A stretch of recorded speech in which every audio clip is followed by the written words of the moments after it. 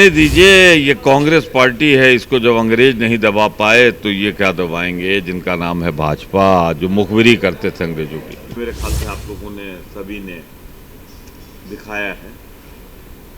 तो मैं बहुत स्पष्ट कहना चाहता हूँ कि अगर हंगामा बरपा होता या जांच में सहयोग करने की आवश्यकता नहीं होती तो शायद हम कोर्ट का दरवाज़ा खटखटाते, कहते FIR नहीं लिखी गई, कहते वहाँ से स्टे लेने की कोशिश करते, हमने तो नहीं की। राहुल गांधी तो सीधे ED दफ्तर पहुंच गए। लोकतंत्र में एक नई परंपरा पड़ी कि जो पार्टी का राष्ट्रीय अध्यक्ष रहा,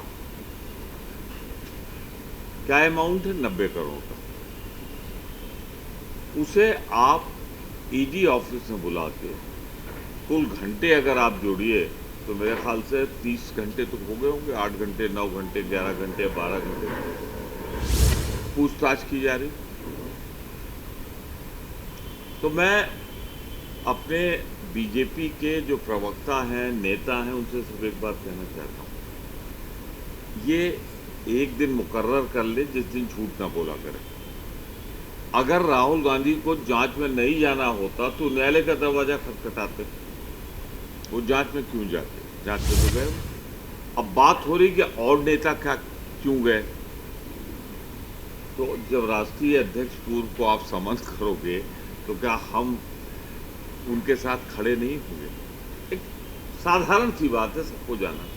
हमारे साथ कांग्रेस पार्टी के राज्यसभा सांसद प्रमोद तिवारी जी हैं और इन्होंने आज एक प्रेस कॉन्फ्रेंस की। प्रेस कॉन्फ्रेंस में सबसे महत्वपूर्ण बात ये रही कि कांग्रेस के कार्यकर्ता तो प्रदर्शन कर रहे हैं लगातार, आज राजभवन पे भी प्रदर्शन कर रहे हैं, लेकिन आपने 4 मुद्दे रखे। मेहुल चौकसी से जुड़ा मुद्दा, आपने श्रीलंका पावर प्लांट की चर्चा की और आपने चर्चा की राफेल की। तीनों मुद्दों में और स्टील प्लांट की भी, जो सज्जन जिंदल के प्रकरण को आपने उठाया। चारों पे छोटा छोटा आपसे रिएक्शन चाहेंगे। सबसे पहले सज्जन जिंदल के मुद्दे की जो आपने बात की, बरखा दत्त वरिष्ठ पत्रकार की किताब के हवाले से, क्या है वो पूरा प्रकरण? प्रधानमंत्री जी एक अनशेड्यूल यात्रा पे एक ऐसे राष्ट्र में जाते हैं जिसके हाथ हमारे जवानों के खून से रंगे, जिसने उसके कुछ दिन पहले हमारे यहाँ हमारे 400 सैनिक जिसमें मारे गए थे, वो बड़ा कांड कराया था, ज़मीन पर बलपूर्वक कब्जा किया था, जिसे खाली कराने में उस पाकिस्तान का जिक्र कर रहा हूँ, जिसने इसी प्रधानमंत्री के जाने के बाद हवाई अड्डे पर आतंकवादी आक्रमण होता है।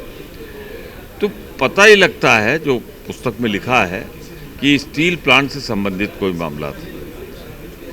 मैं कोई आरोप नहीं लगा रहा हूँ, मैं सिर्फ चाहता हूँ उसकी भी जाँच हो जाए।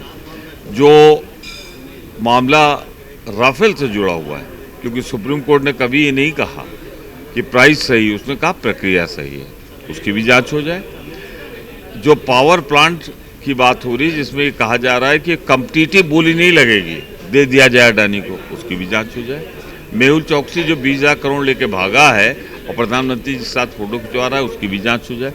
तो हम एक ज्वाइंट पार्लियामेंट्री कमेटी की गठन की बात कर रहे हैं और सुप्रीम कोर्ट द्वारा जांच। बीजेपी कह रही है कि राहुल गांधी और कांग्रेस पार्टी के कार्यकर्ता सहयोग नहीं कर रहे और लगातार तीसरे दिन राहुल गांधी पूछताछ के लिए उनके सामने पेश हुए, ED के सामने बातचीत हुई। तो ये आरोप प्रत्यारोप का दौर जो जारी है, इस पर क्या कहना है? ये प्रदर्शन तो नहीं हो रहा है कि राहुल गांधी को न बुलाया जाए। प्रदर्शन आज का जो था इस बात पर था कि 24 अकबर रोड मुख्यालय में घुसकर जो बलपूर्वक प्रयोग हुआ है, जिस तरीके से वरिष्ठ नेताओं को, जिसमें मैं भी शामिल हूँ, सब घायल हुए हैं, इसकी निंदा करते हुए हमने किया था और अपने राज्यपाल को ज्ञापन देना चाहते थे। क्या चोरी है भाजपा की जो हमें ज्ञापन नहीं देने दे रही? ये तो लोकतंत्र में हमारा अधिकार है। अगर नहीं कर रही है तो हम उसकी निंदा करते हैं। आगे क्या तैयारी है अगर ऐसे ही पूछताछ जारी रहेगी तो?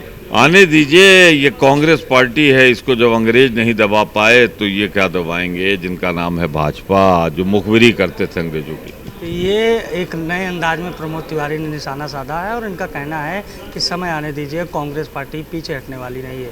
कैमरा पर्सन मानस के साथ अभिषेक शर्मा, #भारत न्यूज़, लखनऊ।